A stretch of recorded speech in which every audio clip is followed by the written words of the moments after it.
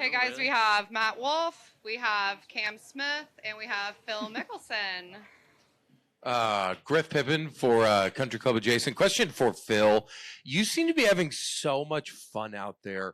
Do you feel like the vibes on Live are like a fun Muni and the PGA Tour is just like a stuffy country club with too many rules?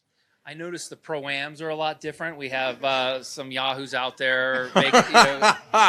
So that's a different feel. But I am having fun. I am motivated and excited to work hard. I have not had the results I wanted, but I'm working hard at it, and I'm going to get this thing figured out. And I'm enjoying the opportunity to compete against these guys and do it in a much more fun and fan-friendly environment. Nice. Thank you. Phil, John Dees from the Daily Herald.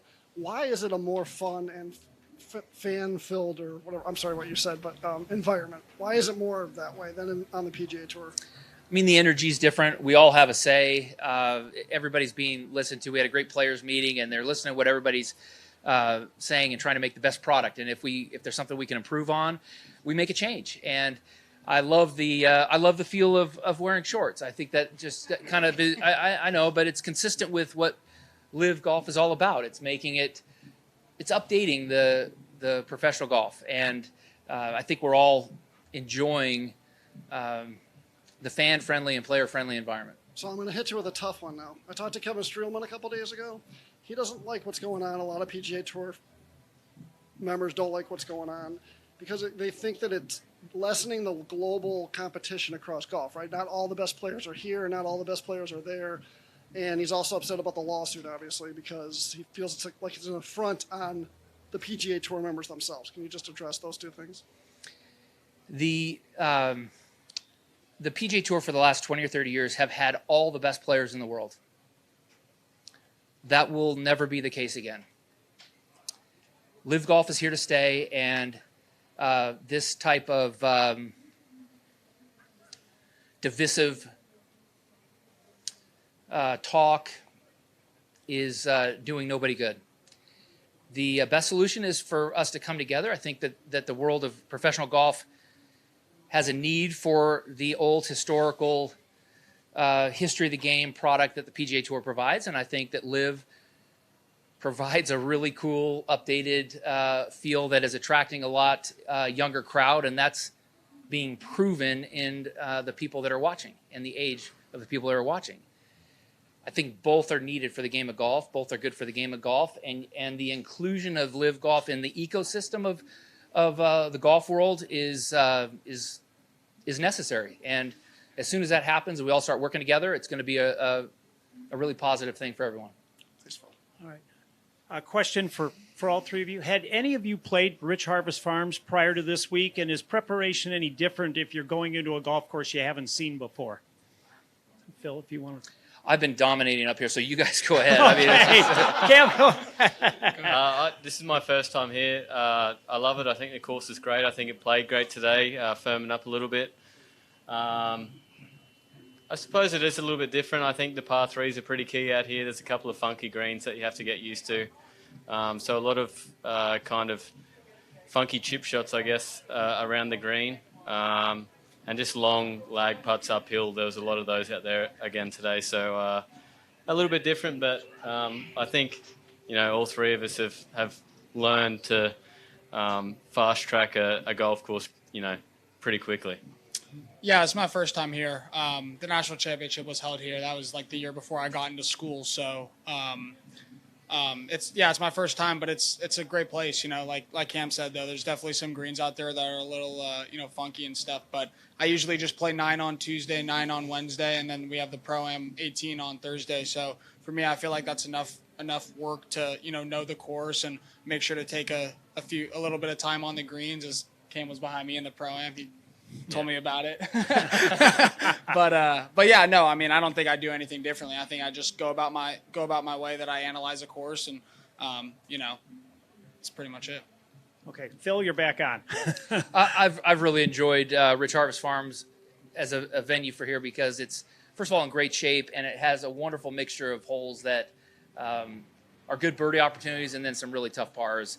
I ended up making a triple on number 3. It has the potential on a number of holes to make a big number like that, but then You also have a chance to recover with a lot of birdie holes. I think it's fun to play. It is a course that you really want to play a dozen or so times to really learn all the nuances, because there's so many nuances in these big, huge greens and so forth, but it's fun to play. Cam, Keely Johnson, drunk by the turn. I was just wanting to reflect on you being the 150th winner of the Open, and I know you had spoken about how many beers that you could fit in the claret jug. I think it was 2. I just want to know, how many of Rory McIlroy's tears were you able to fit in it after you won?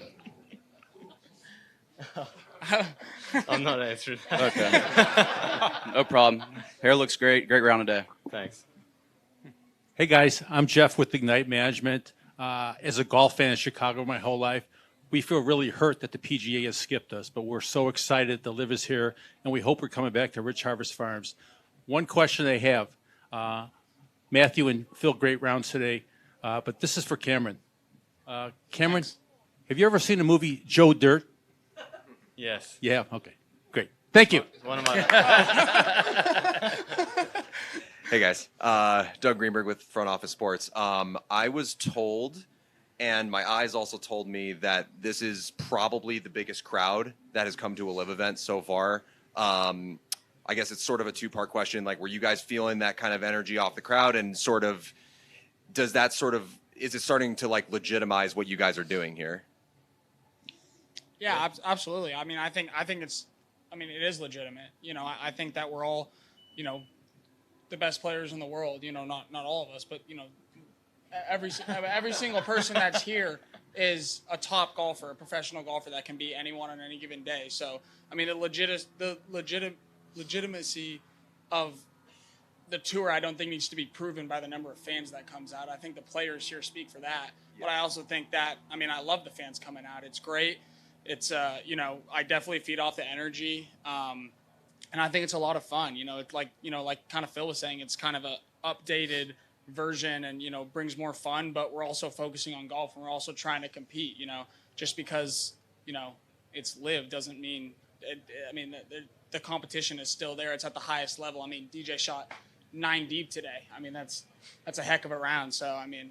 Yeah, I'll clarify that, and maybe legitimacy was not the right word. It's more like that, kind of like that public acceptance factor. You know what I'm saying? You guys have any thoughts on that as well? I mean, this is my second one. I thought last week was great in Boston.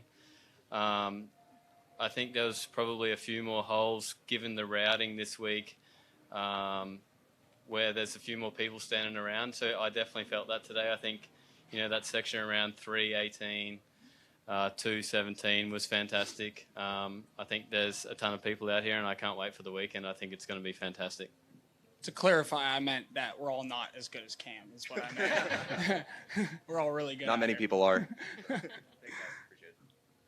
Guys, Phil Mazurek with Ignite Management. Phil, huge fan, love you. Cam, congratulations on the Open. Matt, number 11 today.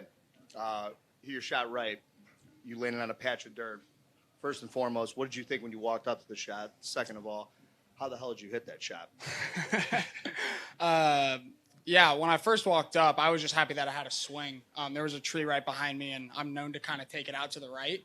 But fortunately, I was able to have a little or enough room to make a backswing and have a full swing. So, yeah, and then if I was going to take a drop from the path, I would have just had the tree more in my way. So it was definitely, you know, seemed like a little bit of an unfortunate break, but it also wasn't a great shot. So I couldn't have been asking for too much. But yeah, I mean, I definitely don't practice that shot, and I didn't practice it in the practice round. So it was definitely you know, hit and hope kind of shot. But talked it through with my caddy, just told myself to do as well as I can to get it on the green. And at that point, I was just trying to make par. So I was really pleased with that. But I hope tomorrow, with the position that I was in from the drive, I hit a better shot. Play well this weekend, guys. Thanks. Take care. Thanks. Hey, Matthew, I wanted to ask you about your putting compared to, say, I don't know, Sunday at Boston. How would you describe the improvement? Yeah, I mean, I definitely think I've been putting a lot of work into it. That's pretty much been my main focus for the last week or to prepare for this event. You know, I've always really been a good putter, so when I don't putt well, it's pretty frustrating, and sometimes I can do a little better job of controlling my anger and emotions. But it just means that I care. It just means that I'm competing and I love being out here, and it doesn't mean any less to me. I mean, it means more to be honest. But yeah, I've been working on that for a little bit and hit a lot of good putts today. I really didn't make too many. I made a few, but if I just keep on stroking it the way I have been, I should be in a good spot. And this is for all three of you. Once again, the 4 aces are at the top of the leaderboard. How You sound frustrating annoyed.